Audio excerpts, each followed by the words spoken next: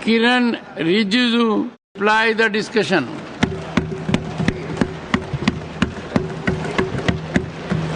आदरणीय सभापति महोदय, अभी जब मैं लॉबी में आ रहे थे, पूरा विपक्ष के साथियों ने हाथ जोड़ करके कहा कि तारीख बदल गए हैं, अब कितना जल्दी वाइंड अप करना है। तो मैंने कहा इसके बाद और एक बहुत ही महत्वपूर्ण लेजिस्लेटिव बिल है, बिजनेस है, तो हम बहुत संक्षेप में अपना बात को रखूंगा।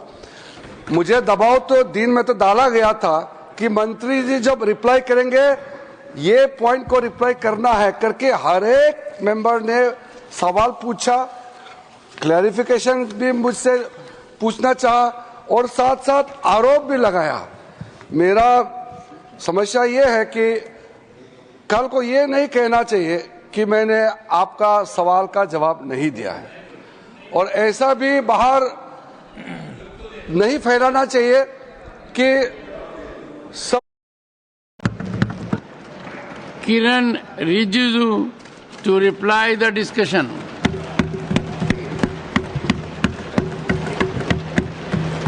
आदरणीय सभापति महोदय, अभी जब मैं लॉबी में आ रहे थे, पूरा विपक्ष के साथियों ने हाथ जोड़ करके कहा कि तारीख बदल गए हैं, अब कितना जल्दी वाइंड अप करना है। तो मैंने कहा इसके बाद और एक बहुत ही महत्वपूर्ण लेजिस्लेटिव बिल है, बिजनेस है, तो हम बहुत संक्षेप में अपना बात को रखूंगा। मुझे दबाव तो दिन में तो डाला गया था कि मंत्री जी जब रिप्लाई करेंगे ये पॉइंट को रिप्लाई करना है करके हर एक मेंबर ने सवाल पूछा, क्लैरिफिकेशन भी मुझसे पूछना चाहा और साथ साथ आरोप भी लगाया। मेरा समस्या ये है कि कल को ये नहीं कहना चाहिए कि मैंने आपका सवाल का जवाब नहीं दिया है, और ऐसा भी बाहर नहीं फैलाना चाहिए कि सबका बात मैंने नहीं सुना या सरकार सुनता नहीं है, ये भी नहीं कहना चाहिए। क्योंकि जब ये बिल इनिशियली ड्राफ्ट हुई थी, वक्फ अमेंडमेंट बिल, ओरिजिनल आप ड्राफ्ट को देखेंगे और आज जब फाइनल ड्राफ्ट ये अमेंडमेंट बिल हम पास कर रहे हैं, उसमें कितने चेंजेस लाए हैं। अगर हम नहीं सुनते, अगर हम जो ड्राफ्ट किया वही पारित करता, किसी का सुझाव को हम मंजूर नहीं करता, तो बिल का पूरा स्वरूप ही अलग होता। हम तो सुनने वाले लोग हैं, चर्चा करके सबका सुझाव को समावित करके हम आगे बढ़ना चाहते हैं। इसलिए शुरू का ड्राफ्ट बिल और आज जब फाइनल राज्यसभा में पास कर रहे हैं, उसमें कितना अंतर है। साथ साथ जेपीसी में जो लोग मेंबर हैं, वो खुद जेपीसी में बैठ करके आरोप लगाते हैं कि जेपीसी में उनका बात नहीं सुना गया। ठीक है, आप जितना चाहते हैं उतना एक्सेप्ट नहीं हुआ होगा, लेकिन मेजोरिटी, जेपीसी में भी मेजोरिटी ने अगर पारित किया है तो सर हम क्या कर सकते हैं। लोकतंत्र मेजोरिटी से चलते हैं। ये तो हो नहीं सकता है कि जिसको कम सीट मिला है उसका हिसाब से सरकार चलेगा, ये तो हो नहीं सकता है। ये लोकतंत्र का ही नियम है, जिसका मेजोरिटी है वही सरकार होते हैं, और जेपीसी या कोई भी कमेटी है जो मेजोरिटी होता है वही प्रिवेल करते हैं। लेकिन फिर भी कई सुझाव है जेपीसी का मेंबर्स को मैं फिर से याद दिलाना चाहता हूं। आप लोग का कहने पर ही जो existing work property by user में हमने प्रोस्पेक्टिव किया है, और जो रजिस्टर्ड जो प्रॉपर्टी है जिसका वेल डॉक्यूमेंटेड है उसमें छेड़छाड़ नहीं करेंगे। ये आपका सुझाव पर हुआ है। और आपने कलेक्टर का जब रोल होता है, किसी भी डिस्ट्रिक्ट में विवाद होता है तो कलेक्टर देखता है, फिर भी आपने कहा कि कलेक्टर को खुद मत रखिए। जब सरकारी जमीन का कोई विवाद होता है वक्फ बोर्ड के साथ, तो कलेक्टर खुद अपने केस का फैसला नहीं होना चाहिए, वो भी आपके कहने पर कलेक्टर से ऊपर का अधिकारी को बनाया। ये भी आपका जेपीसी का मेंबर्स का रिक्वेस्ट है। जब आप डिटेल पोर्टल में फाइल करता है तभी आपने मांगा था कि इसका एक्सटेंशन टाइम दिया जाना चाहिए। हमने आपने जैसे सुझाव दिया हमने माना है, और अनरजिस्टर्ड वक्फ को एनफोर्स करने के लिए जो 6 मंथ्स टाइम दिया उसको एक्सटेंड करना चाहिए, आपने मांग किया, वो हमने माना है। उसके बाद में सेंट्रल गवर्नमेंट को जो कंट्रीब्यूशन देने के लिए जो रेट फाइनलाइज करना है मुतावाली का, वो फिक्स करने के लिए आपने कहा, वो हमने किया है। 3 मेंबर होना चाहिए ट्राइब्यूनल में, वो भी जेपीसी का रिक्वेस्ट है, हमने माना है। उसका कई और है, मैं समय को बचाने के लिए इतना ज्यादा पढ़ के नहीं बताना चाहता हूँ। हमारा बिहार का साथी उपेंद्र कुशवाहा जी ने आखिरी में जो पॉइंट बोला उसको जोड़ते हुए कि मैंने सुबह सर जब ये बिल पेश किया था तब बहुत डिटेल से मैंने बताया, हालांकि मैं 1 घंटे से थोड़ा कम बोले, लेकिन मैंने शुरू में कहा कि मेरा बात को ध्यान से सुनिए और बाद में मेरा कहने के बावजूद भी आप जबरदस्ती चीज को मत दौड़ाइए, मैंने कहा था। फिर भी अध्यक्ष महोदय फिर दोहराया गया है। हमने कहा कि सेंट्रल वर्क काउंसिल में 22 मेंबर्स रहेगा, उसमें एक्स ऑफिशियो चेयरमैन को मिला करके 4 से ज्यादा नॉन मुस्लिम हो ही नहीं सकता है। बताने के बावजूद भी आपने कहा कि गैर मुसलमान मेजोरिटी हो जाएंगे। मैंने पढ़ के बताया डिटेल, और स्टेट वर्क बोर्ड का भी बताया कि 11 मेंबर का बोर्ड में 3 से ज्यादा नॉन मुस्लिम हो ही नहीं सकता है, पाबंदी है। फिर भी आप बोलते हैं जबरदस्ती नॉन मुस्लिम को मेजोरिटी करके कब्जा करने जा रहा है। तो इतना स्पष्टता के साथ पूरा आपके सामने में बात रखने के बावजूद भी दिन भर आप एक ही चीज को बोलते रहे। एक एक नाम लेकर के मुझे बोलने का बहुत मन हो रहा है, लेकिन समय के चलते मैं क्या करूं सर, नहीं तो एक एक हमारे माननीय सदस्यों का मैं सटीक जवाब देने के लिए उत्सुकता से मैं बैठा हुआ था। लेकिन 12 बजे के बाद धीरे धीरे मुझे भी लगा कि शायद इतना सुनने का क्षमता नहीं होगा, मैं और टॉर्चर नहीं कर सकता हूं, इसलिए मैं ज्यादा तो नहीं बोलूंगा। लेकिन सर सिर्फ मैं आज बड़ा जो 2-3 पॉइंट है सिर्फ वही मैं बोलना चाहता हूं कि हमारा बड़े बड़े वकील भी आए, अच्छा लगा आज सुनने के लिए बैठे हैं। एक एक तर्क को मैं अगर जवाब देता तो मुझे भी अच्छा लग रहा था। मल्लिकार्जुन खड़गे जी का भी बड़ा पॉइंट था, जवाब देने का मन था, लेकिन इतना किस को मैं जवाब दूं। लेकिन मैं सबसे पहले ये कहना चाहता हूं, एक बड़ा पॉइंट मैं सोचा कि सबने पूछा कि मुसलमान है तय कैसे होगा, मतलब how to decide, who to decide who is a Muslim. तो अभी हम लोग जितना बैठे हैं नास्तिक हो सकते हैं कोई, लेकिन अदरवाइज तो सबने किसी ना किसी धर्म को तो लिखा है। कोई बौद्ध लिखता है, कोई क्रिश्चियन लिखता है, कोई हिंदू लिखता है, कोई मुसलमान लिखता है, कोई पारसी लिखता है, सब लिखता है। तय कैसे होता है बताइए? अभी आप तय कैसे करते हैं? आप कौन सा धर्म का है?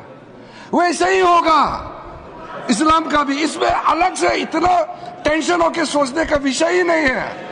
जैसे अभी तय होता है आप किस धर्म का है, वैसे ही तय होगा एक प्रैक्टिसिंग मुस्लिम अपना वक्त क्रिएट करने के लिए। उसके बाद सर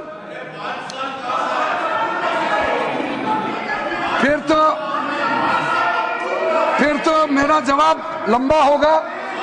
आप अगर ऐसा ही रवैया होगा तो अभी मुझे आकर के जो समझाया रूल्स में आएगा। हाँ बिल्कुल, फिर रूल्स में आएंगे, मैं तो जवाब देना पड़ेगा। फिर आप मत बोलिएगा कि कम कीजिए बोलना। देखिए सर, आज आप लोग ने बार बार एक बात को दोहराया कि मुसलमानों के बारे में आप क्यों चिंता करते हैं, और बोलते हैं कि बीजेपी और हमारे एनडीए वालों को बीजेपी का बारे में ये मुसलमानों के बारे में बात करने का अधिकार नहीं है। तो आप चाहते हैं कि देश के लोगों ने मोदी जी के नेतृत्व में सरकार बनाया, आप चाहते हैं कि ये सरकार मुसलमानों के लिए काम नहीं करना चाहिए। आपका सोच कैसे, आप खुद सोचिए।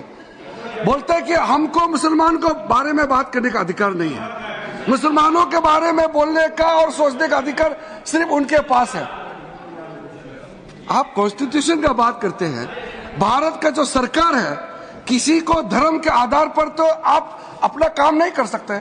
सबको नागरिक, भारतीय नागरिक होने के नाते सबको एक दृष्टिकोण से हमको दिखना होता है, सबको बराबर दिखना होता है। जब मोदी जी ने कह दिया कि सबका साथ सबका विकास, वही तो संविधान का स्पिरिट है। फिर आप बार बार बोलते हैं कि हमको मुसलमानों के बारे में चिंता क्यों करना है। तो आप बताइए, मुझे एक चीज का जवाब दे दीजिए, अभी नहीं, आप सोच के बाद में जवाब दीजिए। आप कहते हैं कि मुसलमानों में बहुत गरीबी है और गरीबों के लिए सोचना चाहिए। इस देश में आजादी से लेकर के लगभग 60 वर्ष तक आपने सरकार चलाया, विशेष करके कांग्रेस पार्टी। तो अगर मुसलमान गरीब है, मुसलमानों में गरीबी ज्यादा है, तो किसने बनाया? आपने बनाया। उसको ठीक करने के लिए नरेंद्र मोदी जी का नेतृत्व में हमको काम करना पड़ रहा है। अगर गरीब मुसलमान का उत्थान हो जाते उस समय, तो हमको इतना मशक्कत करने का जरूरत ही नहीं होता। आपने अधूरा छोड़ा है, काम नहीं कर पाया, हम कर रहे हैं। हम तो सिर्फ समर्थन मांग रहे हैं आपको। इसलिए अध्यक्ष सभापति महोदय जी, ऐसा पॉइंट मैं सोच रहा था कि इतना वरिष्ठ लोग क्यों ऐसा सवाल करते हैं। अपना ही फेलियर को खुद ही पर्दाफाश कर रहे थे दिन भर। आपको जो बात हमको कहना चाहिए वो आप खुद ही अपना पर्दाफाश, अपने आप को एक्सपोज कर रहे थे। और मैं मन ही मन सोच रहे थे कि मैं यहाँ हाउस में इतना तो नहीं बोलूंगा, लेकिन बाहर जरूर बोलूंगा कि आपका ये जवाब है। दूसरी बात, जो ट्रस्ट और किसी ने कहा कि वक्फ, ये जो है एक रिलीजियस है, एक रिलीजियस नहीं है। हम लोग ने सुप्रीम कोर्ट, हाई कोर्ट का रूलिंग का भी काफी जिक्र किया। मैं दोबारा नाम लेकर के रिपीट नहीं करना चाहता। हमने बार बार कहा वक्फ प्रॉपर्टी में कोई हस्तक्षेप नहीं किया जा रहा है, कोई कर भी नहीं सकता है। कोई रिलीजियस इंस्टीट्यूशन में आपने काशी विश्वनाथ के बारे में कहा, तिरुपति में कहा, या कोई चर्च का, कोई यहाँ में दिल्ली में या निजामुद्दीन दरगाह हो सकते हैं, हमारा यहाँ जमा मस्जिद हो सकते हैं, उसमें कोई गैर मुसलमान जाके क्या कमेटी में मेंबर हो सकता है? क्या नहीं हो सकता है? वो रिलीजियस बॉडी है। बार बार बताया गया कि जैसे ट्रस्ट को निगरानी करने के लिए चैरिटी कमिश्नर होता है, चैरिटी कमिश्नर तो एक सरकारी बॉडी होता है, उसी प्रकार वक्फ बोर्ड जो है एक स्टैट्यूटरी बॉडी होता है। और आप स्टैट्यूटरी बॉडी को कहते हैं कि सिर्फ मुसलमान ही रहना चाहिए। अगर उसमें सिर्फ मुसलमान ही होते और वक्फ बोर्ड का जो अगर जमीन का विवाद एक हिंदू और एक मुस्लिम बोर्ड का बीच में अगर विवाद होता, तो आप उसको कैसे ठीक करेंगे? क्योंकि विवाद तो सिर्फ मुसलमान आपस में सिर्फ नहीं होता है। वक्फ बोर्ड का जो विवाद होता है वो गैर मुसलमान के साथ भी होता है। तो आप चाहता है कि इसका निर्णय ट्राइब्यूनल और वक्फ बोर्ड में सिर्फ मुसलमान ही बैठे और हिंदू का साथ विवाद होगा, बाकी किसी धार्मिक ग्रुप के लोगों के साथ विवाद होगा, तो तय कैसे होगा? ये जो गवर्नमेंट का स्टैट्यूटरी बॉडी होता है, ये सेकुलर होना चाहिए, इसमें सब लोग बैठना चाहिए। फिर भी हमने कहा कि रेस्ट्रिक्शन किया है कि यहाँ इतना ही गैर मुस्लिम हो सकता है। मेजोरिटी अब 22 मेंबर में अगर मैक्सिमम 4 होता है, वो 4 क्या आपको वहां निर्णय बदल सकता है? वो सिर्फ योगदान कर सकता है, अपना एक्सपर्टाइज दे करके वहां काम करने का वैल्यू को बढ़ा सकता है। तो इस प्रकार का कई लोग, इसलिए मैं कहना चाहता हूं कि आप लोग समझदार नहीं है, तो ये मैं कह नहीं सकता हूं, क्योंकि समझदार ही है, लेकिन कहने का जो तरीका या आपका सोचने का तरीका, इसमें और हमारे सोचने का तरीका में अंतर है। अदरवाइज सर, मल्लिकार्जुन खड़गे जी ने तो कितना बात कहा, लेकिन वरिष्ठ नेता है, सुबह भी बड़ा दुख के साथ उन्होंने कहा मैं जवाब देना चाहता, तो हमारा एक साथी ने डिस्टर्ब किया, इसलिए नहीं बोला। मैं बहुत इज्जत करता हूँ, जवाब देना चाहता हूँ, लेकिन हमको मत बोलिए कि मंत्री जी ने मेरा किसी पॉइंट का जवाब नहीं दिया, क्योंकि आपका पॉइंट जवाब देखा तो बहुत लंबा हो जाएगा। सिर्फ मैं इंपॉर्टेंट पॉइंट को कह करके समाप्त करना चाहता हूं। आप कभी भी ये नहीं भूलना चाहिए कि जब एक बार वक्फ क्रिएट हो जाता है, आप उसको रिवर्स नहीं कर सकता है। Once a waqf is always a waqf. कोई प्रॉपर्टी को अगर जब वक्फ डिक्लेयर करता है, इसलिए सोच समझ के करना चाहिए, क्योंकि डिक्लेयर हो जाने के बाद आप उसका स्टेटस को बदल नहीं सकता है। ये आप एक पायस चैरिटेबल रिलीजियस पर्पस के लिए वक्फ डिक्लेयर करता है, रिवर्स हो नहीं सकता है। तो आप सोचते हैं कि ऐसे ही मनमानी डिक्लेयर करने दिया जाएगा? कैसे आप ये विचार आ सकते हैं? ऐसा प्रावधान जिसका इरिवर्सिबल स्टेटस हो जाता है, तो ऐसा पोजीशन में आने से पहले अप्लाई करना पड़ता है हर तरीके, ताकि कोई चूक ना हो जाए। कितना गरीब लोग हैं मेरे पास में, अगर मैं आपको पूरा पढ़ के बताऊंगा, हजारों लोग डेलीगेशन मेरे पास में आए, गरीब मुसलमान, पसमंदा के लोग, आगा कानिस के लोग, सुन्नी सिया, सब लोग आए। सबने कहा कि ये जो आप वक्फ अमेंडमेंट बिल लेके आ रहे हैं, उसको जल्दी से जल्दी पारित होना चाहिए, क्योंकि चंद लोग, मैं आपको आरोप नहीं लगा रहा हूं, लेकिन चंद लोग पूरा दुनिया का सबसे बड़ा प्रॉपर्टी, वक्फ प्रॉपर्टी को हिंदुस्तान में कब्जा करके रखा हुआ है। ये इल्जाम मेरे सामने में बताते हैं, तो क्या मैं मुख्य दर्शक बनकर रहना चाहिए? आदरणीय प्रधानमंत्री ने जब ये फैसला किया, बहुत ही सोच समझ के फैसला किया है। आप देखिए कल से इसका कितना स्वागत होता है, आप देखिए। इसलिए आप इतना हमको डराया बोलता है, मुसलमानों को डराया। हम मुसलमानों को नहीं डरा रहे हैं, आप डरा रहे हैं। आप डरा करके मुसलमानों को आप हमारे मुख्य धारा से बाहर करने का कोशिश आप कर रहे हैं। इसलिए मैं कहना चाहता हूं, जो सीएए का चर्चा हुआ था, तो जो सदस्य, चाहे सदन का सदस्य हो या बाहर के हो, जिन्होंने कहा था कि सीएए पास होने के बाद मुसलमानों का अधिकार छिन जाएगा, नागरिकता छिन जाएगा, अभी 2 साल होने को है, किसी एक मुसलमान का नागरिकता छीना है? तो आपने मिसलीड किया है, लेकिन किसी ने माफी नहीं मांगा। हम बड़ा दिल के साथ आपसे माफी भी नहीं मांग रहे आज, लेकिन और आगे गुमराह करने का कोशिश मत कीजिए। ये बिल तो आज पारित हो जाएगा और भविष्य में इससे किसी एक मुसलमान को नुकसान नहीं होने वाला है, बल्कि करोड़ों गरीब मुसलमानों का फायदा होने वाला है। इसलिए अध्यक्ष महोदय जी, मैंने जैसे कहा कि मेरा तो दिल बहुत उत्सुकता के साथ में पॉइंट्स बढ़ा हुआ है, लेकिन सदन का सेंस, समय का पाबंदी, सबको ध्यान में रखते हुए मैं अध्यक्ष महोदय जी इस सदन को, इस महान सदन को मैं अनुरोध करना चाहता हूं।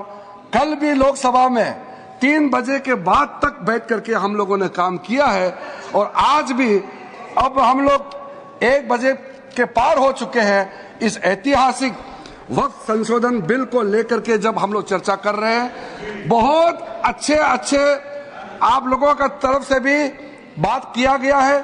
इल्जाम राजनीतिक तो होता है, लेकिन मैं हृदय के गहराइयों से जितना भी सदस्यों ने इस चर्चा में भाग लिया, मैं आपको धन्यवाद देना चाहता हूं।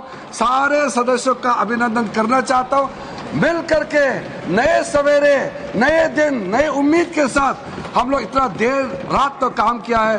देश वाला भी देखेंगे कि हमारा संसद सदस्य देर रात बैठ करके देश के लिए काम करता है। यह अच्छा संदेश यहां से जाएगा। मैं सब मेंबर को अनुरोध करता हूं कि इस बिल को पारित करने में जो भी आज गलती हो गया, आप लोगों ने जो भी कहा है, लेकिन बड़ा दिल दिखा के अच्छा काम के लिए सर्वसम्मति से सपोर्ट करने का मैं मांग करके अपना बात को समाप्त करता हूं।